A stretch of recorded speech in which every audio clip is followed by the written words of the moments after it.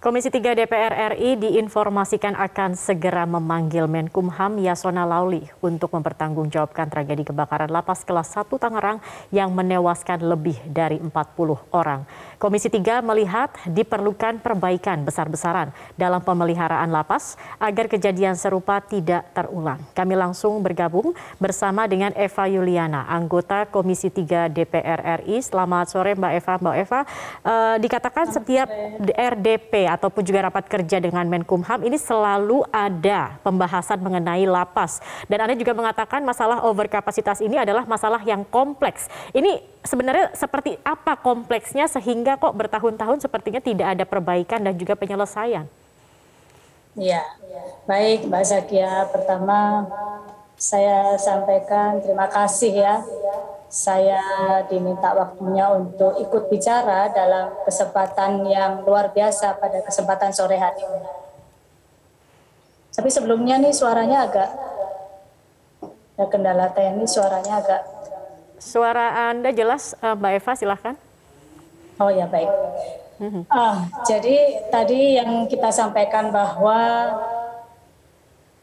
persoalan overcapacity ini adalah persoalan kompleks karena persoalan overcapacity ini tidak hanya selesai dilakukan oleh Kementerian Hukum dan HAM, namun juga harus diselesaikan bersama, duduk bersama dengan lembaga penegak hukum yang lain di negara kita.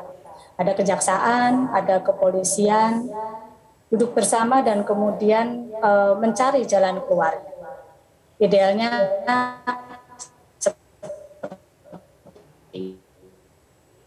dalam fungsinya, salah satu fungsinya legislasi adalah bagaimana kita membahas rancangan undang-undang ataupun merevisi undang-undang yang ada yang terkait dengan dampak yang kemudian berdampak adalah overkapasitas yang ada di lapas ataupun di rutan. Mungkin bisa saya sebut revisi undang-undang pemasyarakatan, kemudian revisi undang-undang narkotika, kemudian undang-undang KUHP, itu yang sebetulnya sudah kita masukkan dalam prolegnas dalam tahun ini.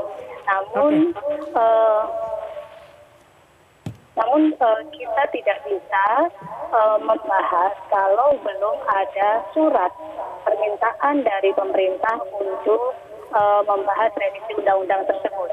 Demikian, Mbak.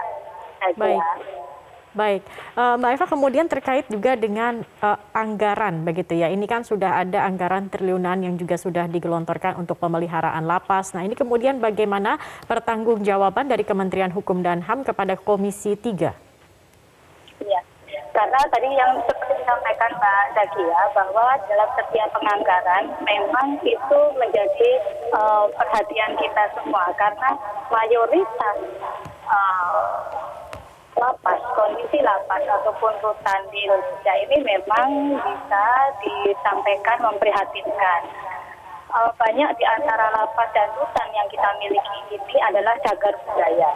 Di mana di sana cagar budaya itu dampaknya adalah biaya perawatannya juga tidak sedikit, artinya cukup tinggi, sehingga itu berdampak pada penganggaran di setiap tahun anggaran.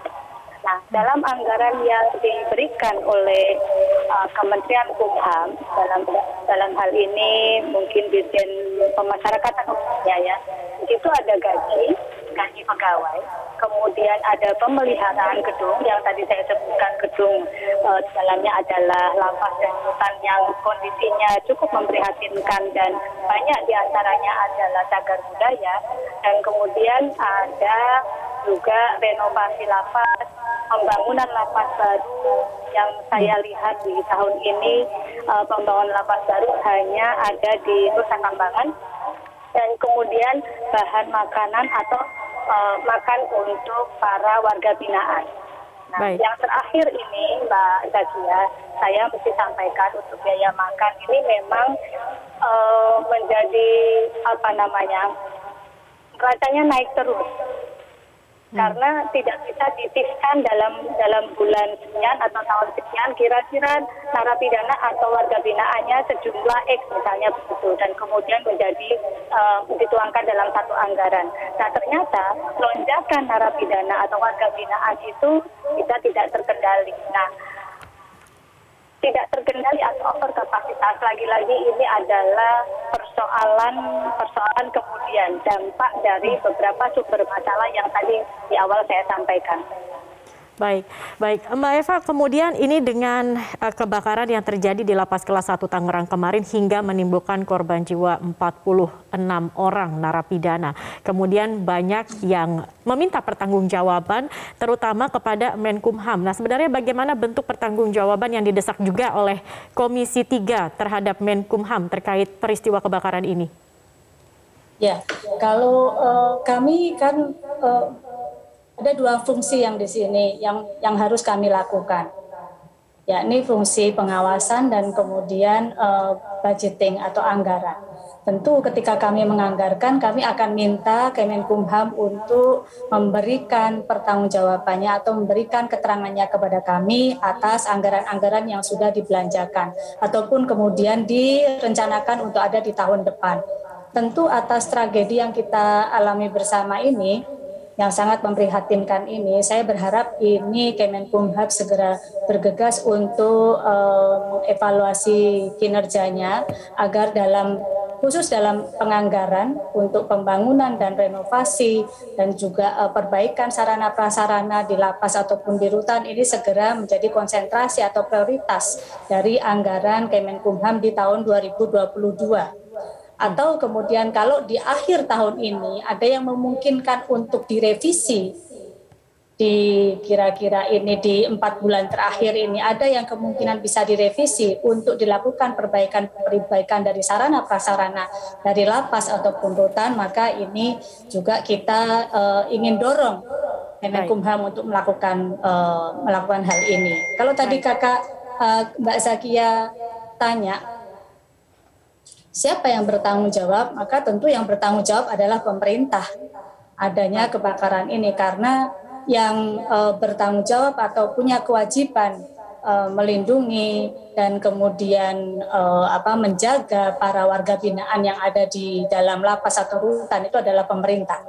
Baik, Mbak Eva, singkat saja kapan akan pemanggilan dari Menkumham ini, Mbak Eva?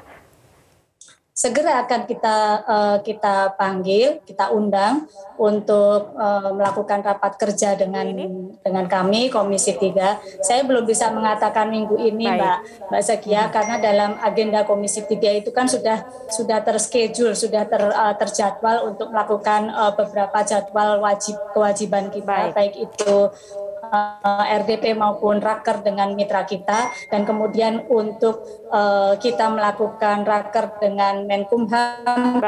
Tentu ini akan menjadi prioritas dalam agenda kita.